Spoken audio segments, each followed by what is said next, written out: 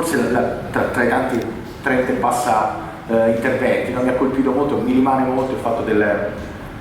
geologo progettista, del geologo presente all'interno del progetto. Abbiamo parlato tanto del ponte sullo stretto, ma c'è poi la fotografia ad oggi, cioè il geologo, perché poi dall'Abruzzo ci ha detto no, non è vero, durante la ricostruzione noi siamo presenti. Ad oggi su 10 progetti in Italia di tutti i tipi, dalla piccola scala, dalla piccola abitazione fino al ponte, quanto è presente il geologo, quanto non è presente? No, io ritengo che il problema della presenza del geologo e della funzione che di fatto ha nel campo di geologo progettista sia un problema che si stia superando. Io ritengo che è vero, siamo partiti dall'escursus normativo che ha fatto Egidio da problemi dove la norma ci ha aiutato a un certo punto a riconoscere quel ruolo che era essenziale appunto per i motivi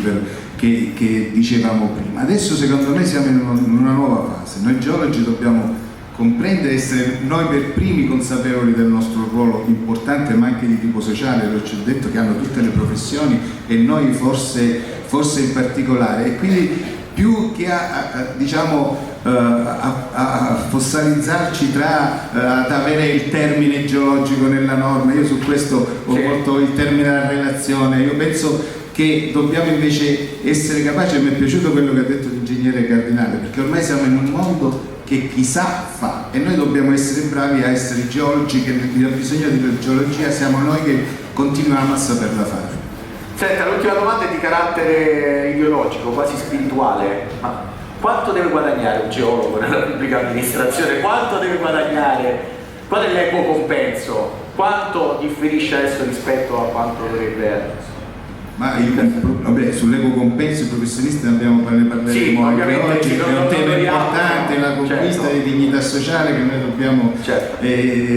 mantenere e preservare. Sulla questione delle remunerazioni sicuramente nel comparto pubblico c'è un problema generale anche per quanto riguarda gli ingegneri. Io parlavo l'altro giorno con il Presidente del Consiglio Superiore dei Lavori Pubblici, il Ministero Infrastrutture ha problemi anche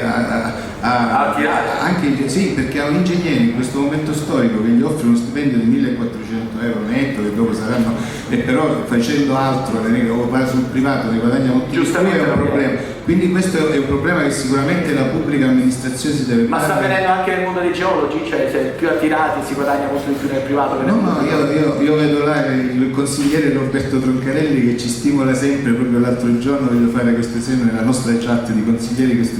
su questo tema dibattiamo molto, che era disperato perché un ennesimo suo dipendente che aveva cresciuto dal punto di vista professionale eccetera è stato chiamato da una grossa società parapubblica che gli aveva offerto questo, quindi sulla parapubblica penso di aver intuito, e quindi c'è un problema, ripeto, di questo, però ripeto come diceva giustamente Egidio, noi dobbiamo